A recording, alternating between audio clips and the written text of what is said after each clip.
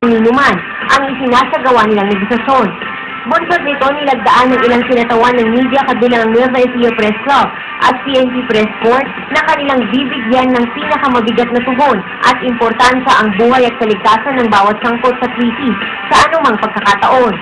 Establishing a protocol for the purpose of covering any crisis or any incident in the province of Nueva Ecija. Para maiwasan din yung masyadong malaking problema siguro sa inaharap, especially when it comes to times na kailangan natin talagang magsalba ng buhay. Kapwa tiniyak ng bawat panig na kabilang sa kanilang tungkulin ang serbisyo para sa mga sangkot na individual at hindi pansariling kapakanan at interes ng mamamahayag o pulisya. Samantala, pinarangalan din ng Nueva Ecija Police Provincial Office ang ilang mamamahayag na nakabase sa naturang lalawigan.